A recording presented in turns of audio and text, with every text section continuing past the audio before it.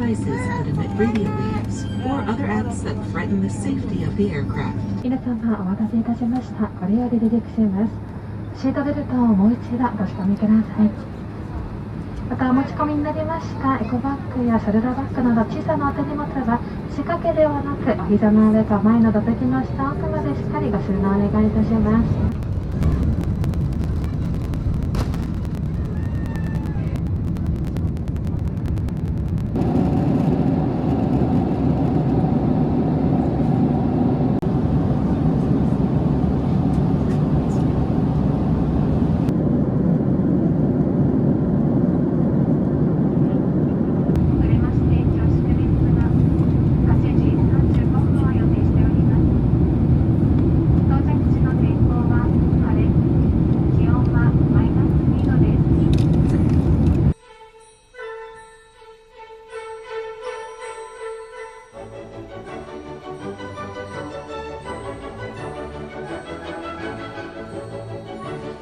この後、南テーブル C では ANA 51便東京羽田空港より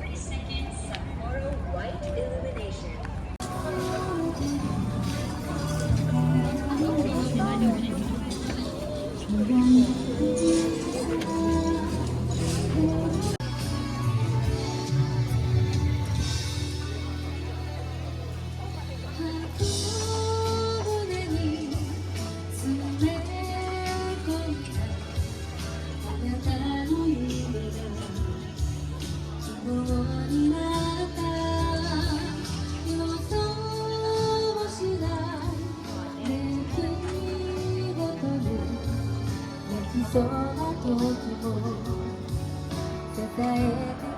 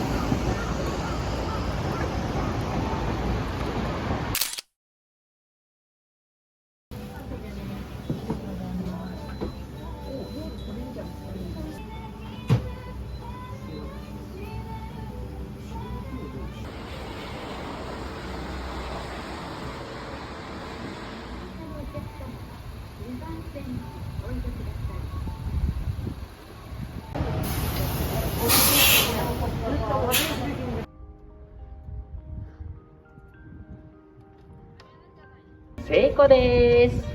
皆さんよろしくお願いします。ボールを持ちます。はい、いってらっしゃい。はい、1本目。はい、さあ上まで行きましたら滑りましょう。いいですよ。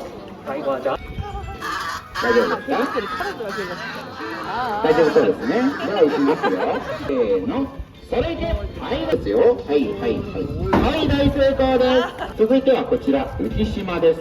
ところと手にご覧のように、魚を食べるときには、魚の頭の方から丸飲みにしてしまいます。勝手に行かないでね。どれするですか？いきますよ。それで、この後は右側。大きな体を前足の力で持ち上げました。それいけ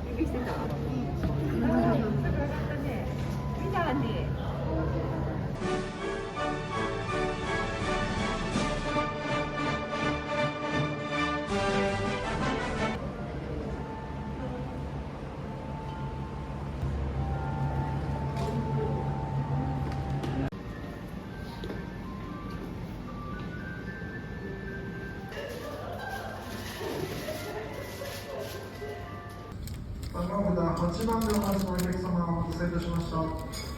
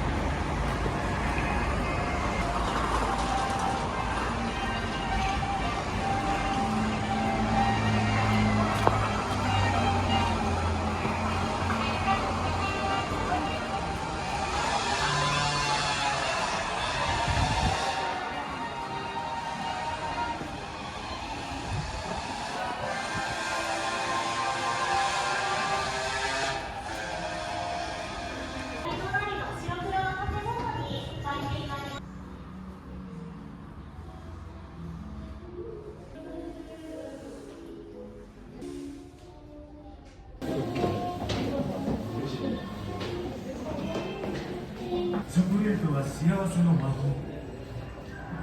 今度は皆さんが誰かを幸せにするためです。ラ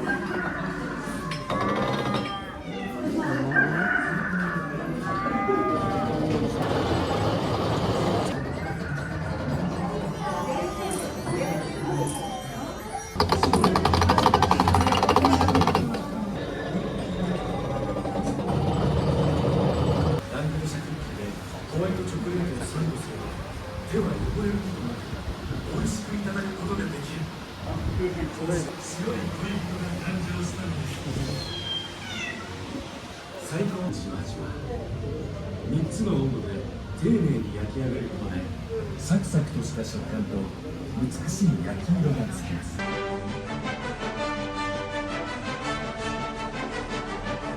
密があります。ラングドシャクッキーよりホワイトチョコレートの方が少しだけ大きいんです。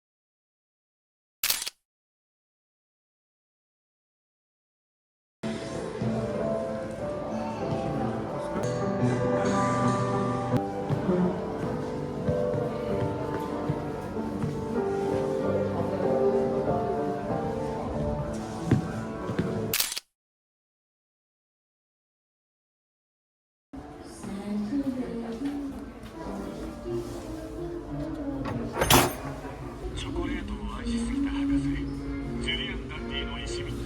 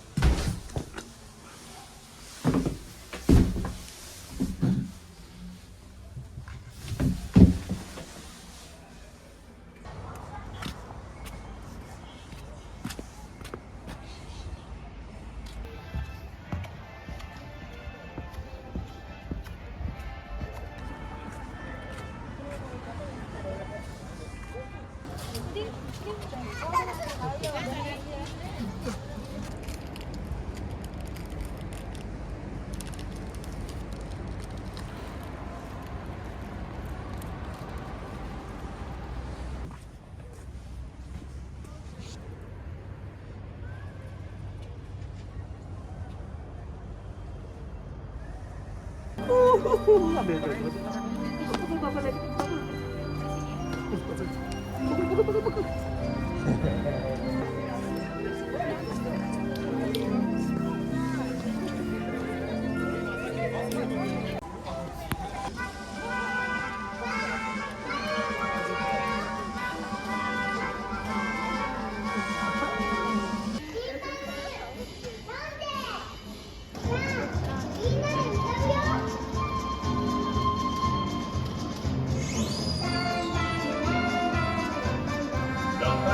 ッパ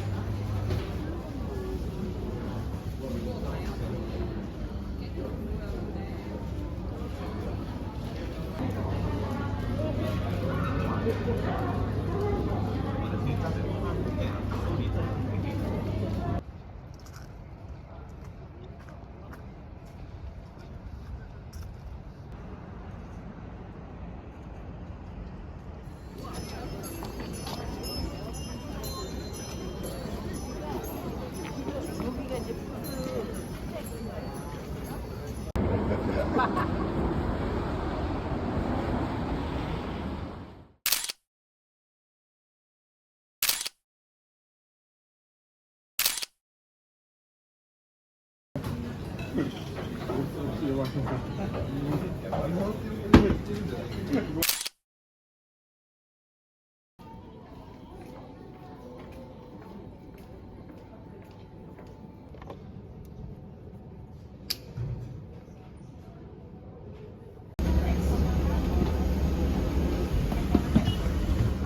あ皆さんに名前を紹介しましょう。さあ向かって、右側、こちらはまこです。はい、そしてね反対側はせいこです。皆さんよろしくお願いします。はい、ありがとうございます。さあこちらね登場したアザラシはゴマフアザラシです。さあゴマをね散りばめたような模様が特徴なんです。さあそして野生のゴマフアザラシ、春から秋にかけてオホーツク海、ウェーリング海で過ごして、さあ冬になるとですねこの北海道周辺にもやってくるんです。はい、さあそれではまずはねアザラシの体の形からご覧いただきましょう。さあご覧の通りね丸太のような形をしています。さあなのでね横には簡単にね転がることができるんです。ちょっとねやってみましょう。それ、はい、いいですよ。はい、さあこのようにですね左右それぞれ、何回でもね回ることができるんです。もう調子が上がってきました。いいですよ。でもねあまり回りすぎたら目回ってしまいますからね、このぐらいにしておきましょう。はい、よくできました。はい、ありがとうございます。さあまずは皆さんには、アザラシのね体の形ご覧いただきました。はい、じゃあ続いてはアザラシのね泳ぎ方を皆さんにご覧いただきましょう。はい、じゃあこちらのねバスケットボールを使ってみます。はい、さあそれでは、じゃあ聖子がね頑張ります。はい、さあまずはプールに入りましょう。はい、じゃあプールに入ったら、この後はねひっくり返ってもらいます。はい、はい、そしてねボールを持ちます。はい、いってらっしゃい。さあアザラシ泳ぐときは、ご覧の通り、前足をねほとんど使わないんです。さあ後ろ足をね左右に振って泳ぐんです。さあそして今息を止めて泳いでいるんですけども、10分間くらいはね息を止めることができるんです。狭いところもね上手にくぐってきました。はい、じゃあここまでね来たらねゴールですよ。あともうちょっと。はい、よくできました。はい、じゃあ使ったボールもねしっかりと戻しましょう。はい、よくできました。はい、さあアザラシ時速20キロものスピードで泳ぐことができるんです。はい、じゃあ続いては、じゃあ隣のねマコが頑張ります。はい、アザラシの、動体視力、瞬発力がいいところを皆さんにご覧いただきましょう。さあアザラシ泳ぐときね時速20キロものスピードで泳ぐことができるんですけども、もっと速いところ見ていただきますよ。はい、じゃあちょっと後ろに下がって、こちらのね5本のリングを投げていきます。ではいきますよ。はい、1本目、はい、2本目、3本目、はい、4本目、最後5本目。はい、正解です。首にかけることができました。はい、このようにですね目でしっかりと、リングを持って、首にかけることができるんです。はい、さあそれではねこちらのチーム、まことせいこお家に戻りたいと思います。はい、この後は、ベテランチームがね登場してきます。皆さん少しお待ちください。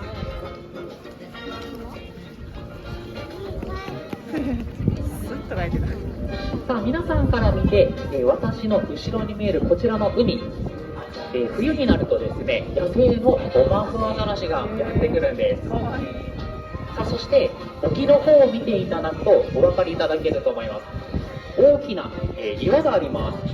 あちらは、トド岩と言うんですけども、野生のトドも多い時は、何十頭もねあの岩に、上陸していることがあるんです。はい、さあそれでは皆さんお待たせいたしました。はい、こちらがベテランチームです。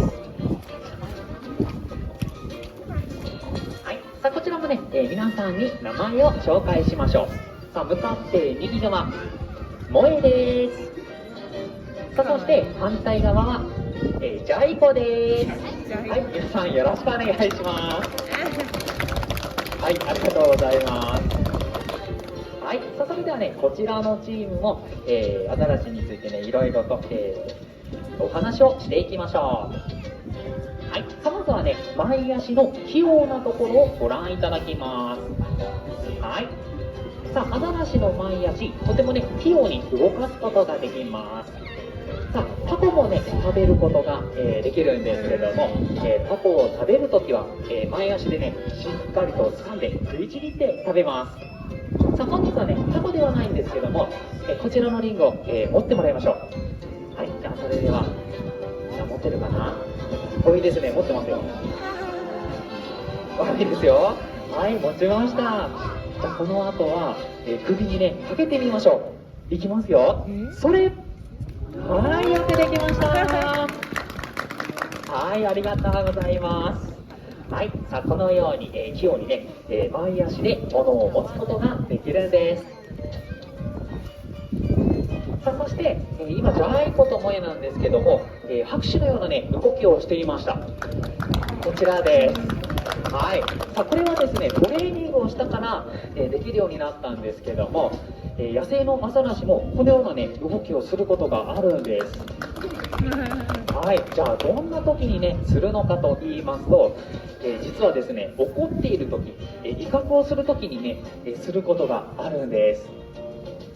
はい、じゃあそれでは、じゃあ続いても、前足の器用なところ、ご覧いただきます。さあ先ほどもね、使いました、こちらのねバスケットボールです。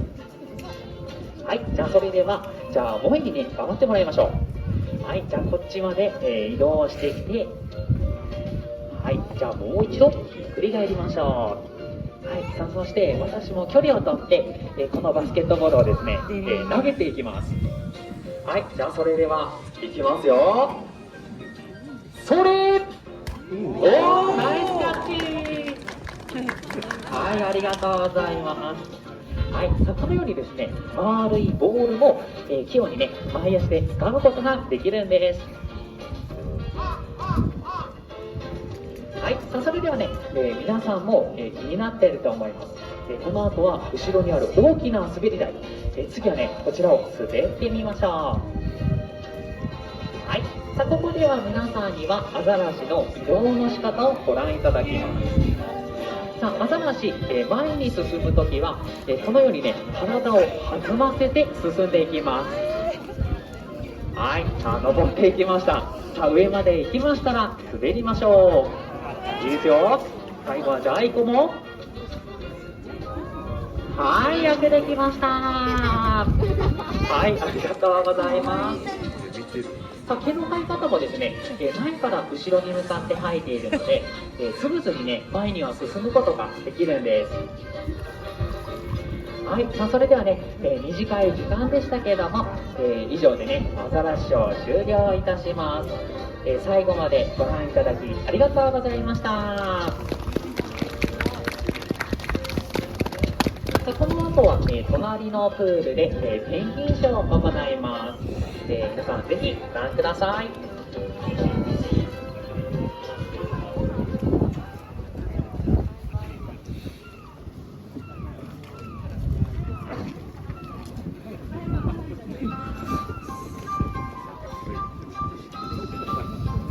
来てくれました。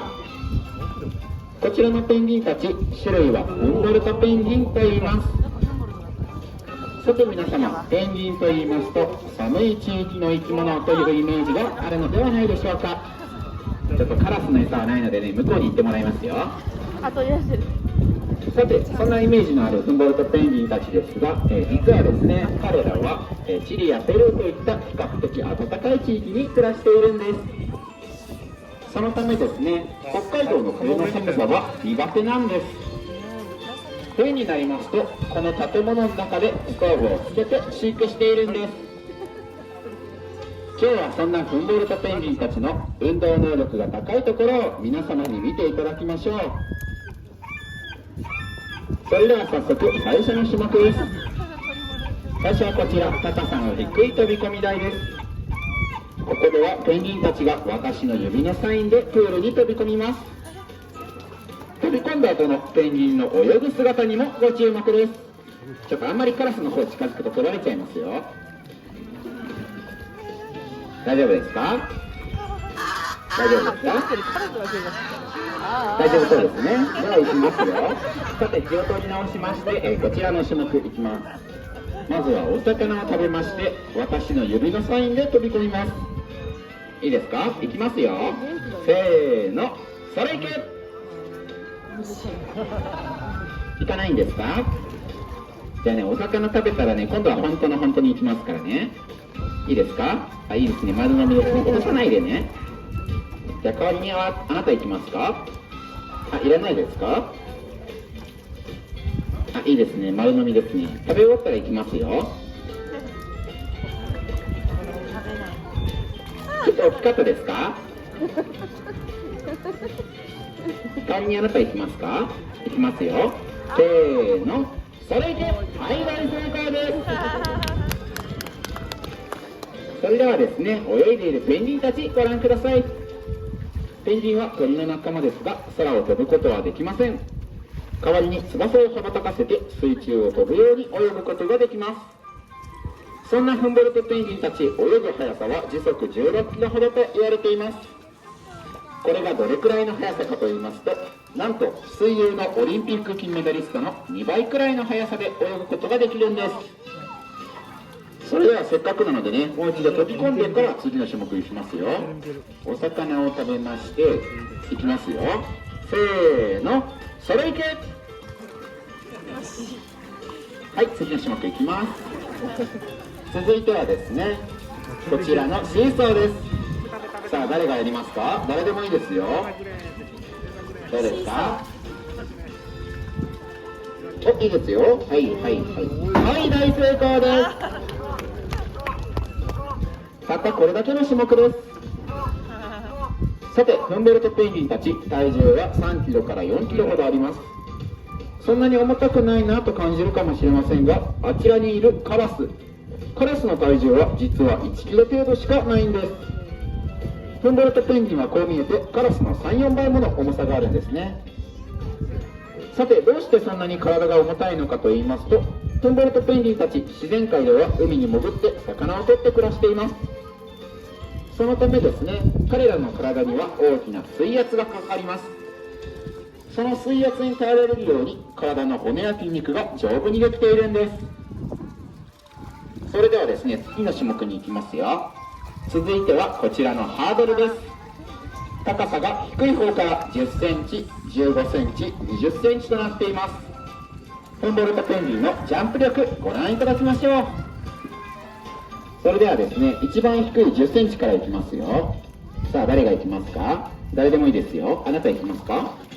行かないですか？じゃああなた行きますか？行きますよ。せーの、10センチ。行かないですね。じゃあ15センチからにしますか？あなた行きますか？行きますよ。せーの、15センチ。じゃあ最後、この20センチだけでも飛び越えたらね、大成功ということにしましょう。さあ、誰でもいいから飛んでくださいね。いきますよ。はい、20センチ。ペンギンたちのジャンプ力、ご覧いただけましたでしょうか？フンボルトペンギンはですね、こう見えてジャンプ力のある動物なんです。本気を出せば、この20センチのハードルも飛び越えてしまうんですね。続いてはこちら、浮島です。フンボルトペンギン、ご覧のようにバランス感覚も優れています。じゃあお魚を食べましたら戻ってきてもらいますよ。いらないですか？いらないですね。じゃあ行きますよ。せーの、はい。どうしました？せーの、はい。ここまでにしたいと思います。さて、続いての種目はですね、こちらの滑り台です。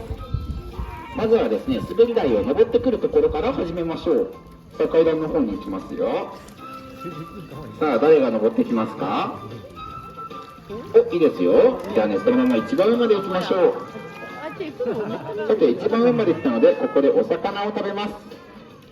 私が先ほどからペンギンたちにあげているこちらのお魚、これはアジです。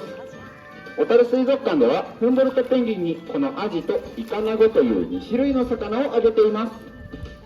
1日に1羽でだいたい 500g の餌を食べているんです。さて、フンボルトペンギンはですね、魚を食べるときには魚の頭の方から丸飲みにしてしまいます。勝手に行かないでね。全然滑ってないですね。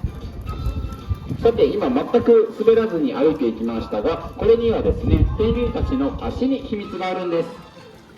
フンボルトペンギンの足を見てみますと、鋭い爪が生えています。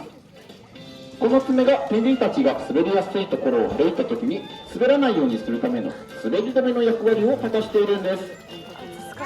野生のフンボルトペンギンはゴツゴツとした岩場でも暮らしています。岩場もところどころ濡れており、滑りやすくなっている箇所もあるので、こういった爪が滑り止めの役割を果たしているというのがとても役立っているんですね。さて皆さん、ステージの上にはたくさんのペンギンがいますが、実はこの中に1羽だけ体の模様が違うペンギンが紛れているんです。さて皆さん、どこにいるかお分かりでしょうか？答えはですね、こちらのペンギンです。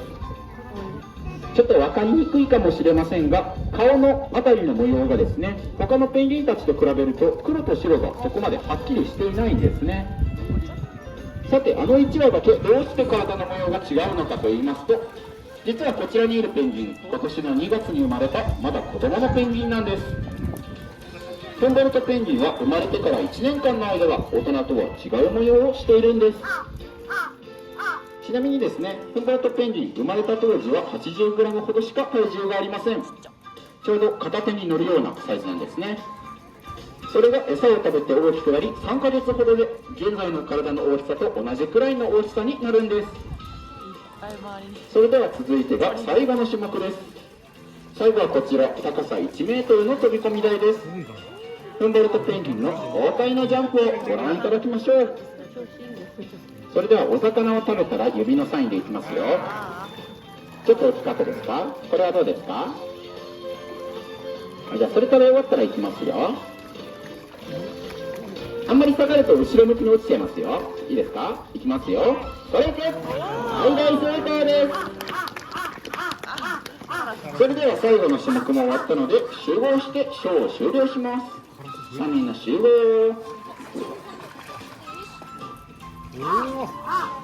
ペンギンたちの自由な姿ご覧いただけましたでしょうか？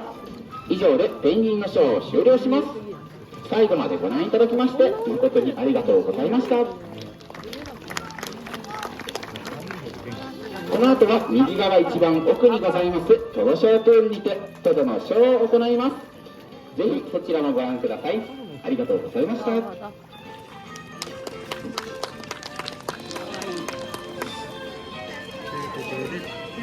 ョーを行います。まずは登場してきたトドたちの名前を紹介します。左から小次郎、太郎、鉄兵の3頭です。この後はさらにもう1頭トドが登場してきます。すげえ。おお、早い。後ろのステージ、後から登場してきたのはノリトです。文章の子供たちが皆様の目の前のステージへと向かいます。トドは私たち人と同じ哺乳類の仲間です。その中でもセイウチやアザラシ、アシカと一緒にヒレアシ類と呼ばれています。前足と後ろ足がヒレ状になっているのが特徴です。ヒレの形をしていますが、腕は5本指になっています。まずはその大きな前足にご注目です。トドは泳ぐときにはその前足を羽ばたかせるようにして泳ぎます。一かきでかなりの推進力がありますので、今いる前のステージから後ろのステージまでは2かきほどでたどり着くことができます。続いては鳴き声を聞いてみましょう。この鳴き声は仲間とのコミュニケーションを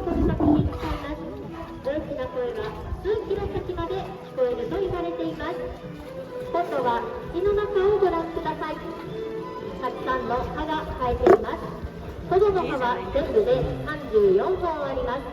この歯は餌となる魚を噛み砕くための歯ではなく、捕まえた魚を逃がさないようにするための歯なんです。トレーナーからもらっている魚も噛まずに丸飲みしているのがお分かりいただけると思います。また喧嘩をするときにはこの歯が武器にもなるんです。続いては真ん中のノリトにご注目です。大きな体を前足の力で持ち上げました。ノリトは現在体重が400キロを超えています。トドは大きくなりますと体長が3メートルを超えまして、体重は1トンにもなる動物なんです。この後はダイビング種目です。トドたちが準備をしていきます。準備をしている間に皆さんはぜひ海の方をご覧ください。奥に大きな岩が見えると思います。あれはトド岩と呼ばれていて、冬の間は野生のトドたちが上陸します。普段はオホーツク海やベーリング海といった北の海で生活をしているトドたちですが、冬の間は南下してきて小樽の海にもやってきます。多い時には100頭以上の野生のトドがトド岩に上陸します。まずダイビング台へと向かうのは前のステージ、設定です。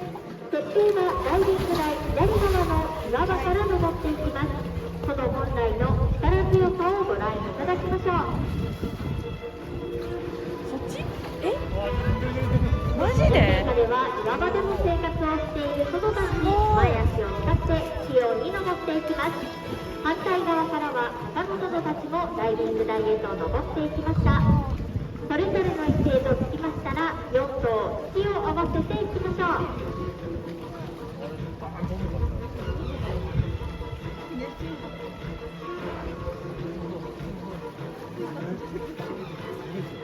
トレーナーのサインをよく見て。それいけー。皆さんトドたちに大きな拍手をお願いします。ありがとうございます。大活躍のトドたち、最後にもう一度皆様の目の前のステージへと向かいます。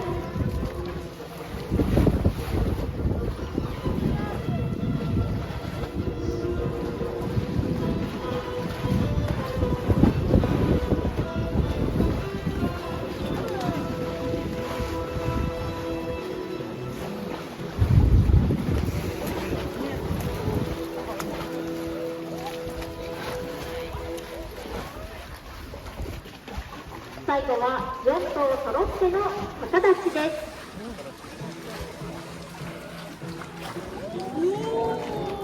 最後も見事に決まりました。ではここからは秋限定のイベントを行います。この後トドたちが鮭を丸飲みします。今回用意した鮭は重さ約4キロの鮭です。鮭を飲むのは太郎、ノリと設定の担当です。前でご覧のお客様は鮭の血が飛ぶ可能性がありますので十分ご注意ください。シャッターチャンスは一瞬です。まずは一番右側、大地から行きます。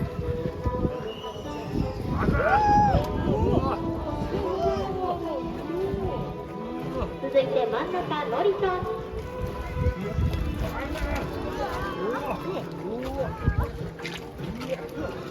最後は左側、設定です。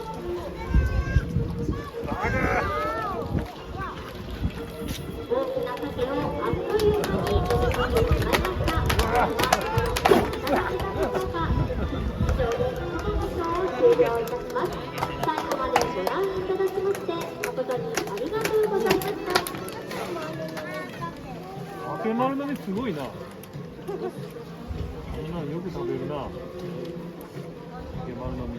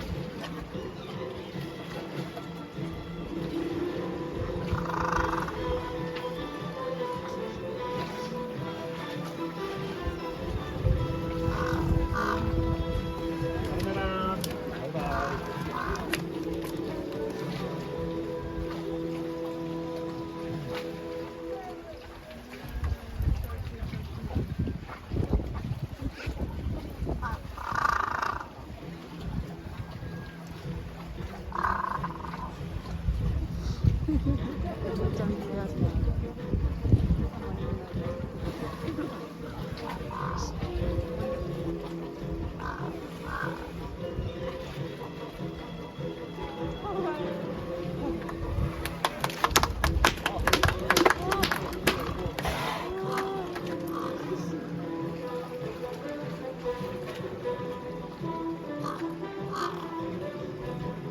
番がね、平らする順番が。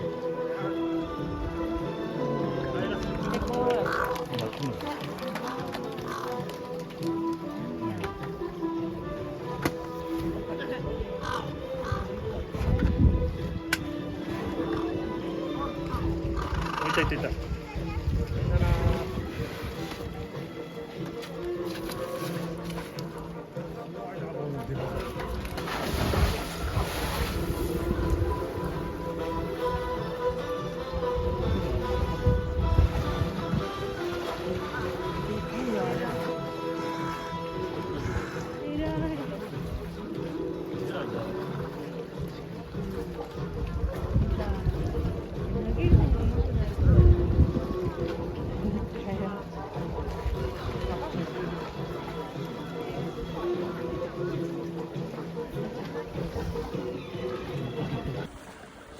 光もつけてる。